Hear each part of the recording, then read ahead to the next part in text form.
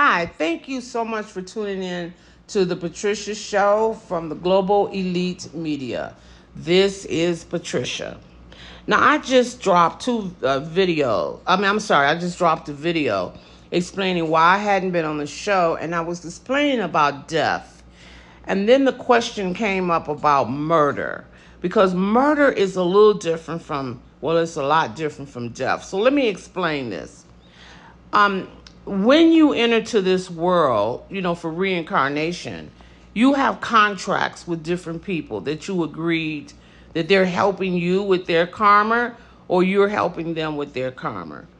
The book Embraced by the Light by Betty Eaton, she had a near-death experience, and all these things were explained as she had this experience. So you can read the book for detailed information um, about having contracts with people and things like that. Okay, so let's say that when a person is murdered in this day and time, 2023, we don't know if that person had a previous contract with this person or if this is a new murder, like something is new happening. So let me give you an example. There's reincarnation, right? So let's say 4 or 5 lifetimes ago, you killed your girlfriend. You were a man and you killed your girlfriend. So now you have to balance that karma. And karma simply means balance your energy. Because you created that misunderstanding, or you need to know what it feels like to go through the murder because you put this person through the murder. You understand what I'm saying? Okay. So now you come to 2003 and you're getting ready you're reincarnated. You're reincarnated now. The person that you murdered several lifetimes ago, when you get ready to come now, they say, hey, I'm going to help you balance that karma. So since you killed me back then, I'm going to kill you in 2023, in this lifetime. The karma is balanced. Okay? So then that person comes, reincarnates with you in this life.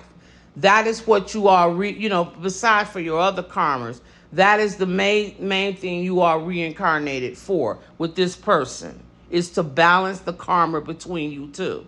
So let's say in this lifetime, that ends up being your, you're the lady, so this is your husband.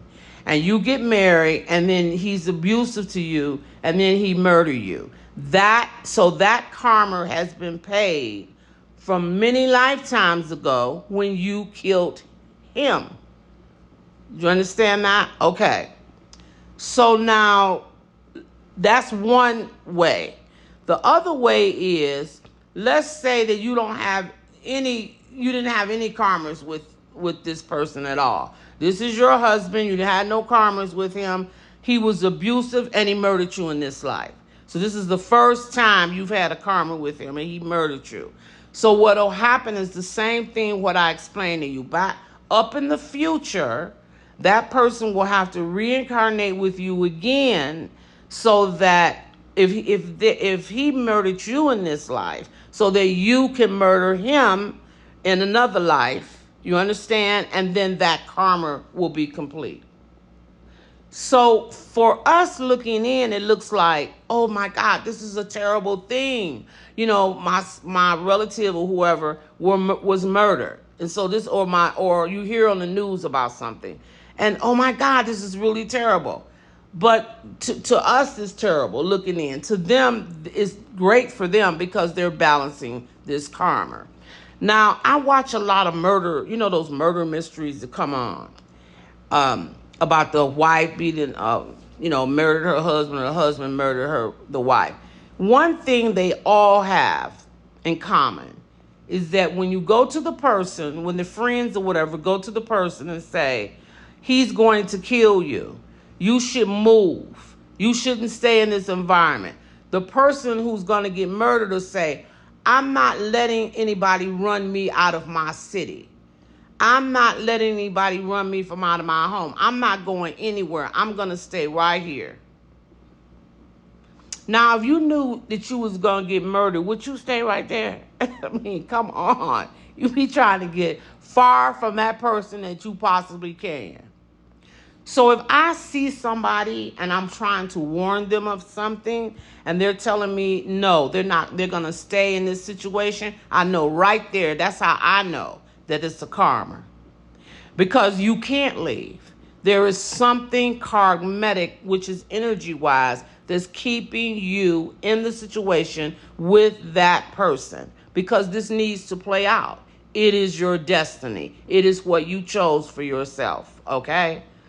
And so if even when, not only for murder, even if you know how you'll try to get, your girlfriend might come to you and say, oh, give her advice about her man. He's no good. You should leave him or whatever like that. Or if the man is very abusive. And you'll say, why do you stand with this man? He's no good for you. To save their life, this person can't leave. They might say, they might want to leave, but they can't leave. And they'll continue to be with this abusive person or whatever mistreatment this person is putting them through, and they cannot leave. For me, on the outside looking in, I know immediately that is a karma. Because she can't leave. If she got up and left and went to another city, she'd eventually calling that man back and coming back. The karma is not complete. So she can't go anywhere. So when I learned this and truly understood it, I quit telling women when they were in relationships, you should leave him, you should do this, you should do that. What I begin to say is when you had enough, you'll leave. Because you'll talk until you're blue in the face. It's a karmic relationship. That person has a contract with that person before entering into this world, and they ain't going nowhere.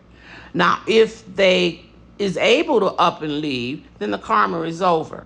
And let me give you an example on that one. Have you ever been in a relationship, you just love this man or this woman, oh my God, you thought you couldn't live without them.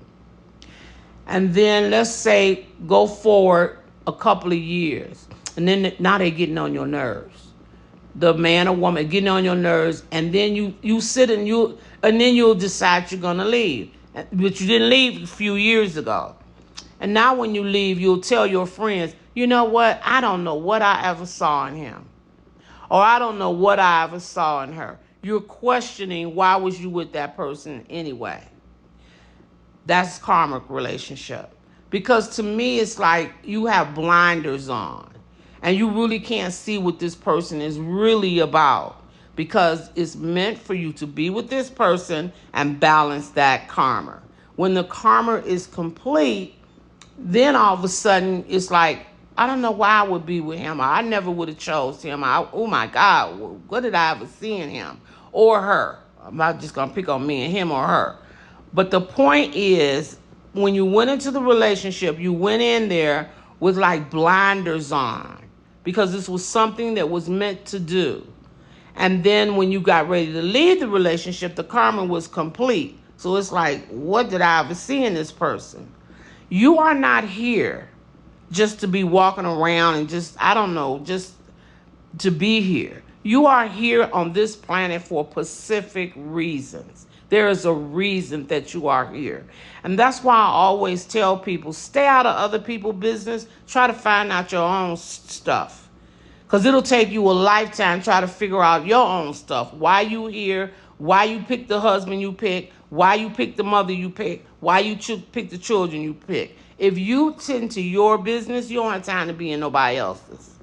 But I promise you, and I always tell you, don't take my word for, like, hey, you figure it out for yourself, or try to search for knowledge so that you can understand and verify what I'm telling you. Because I know for a fact what I'm telling you is correct.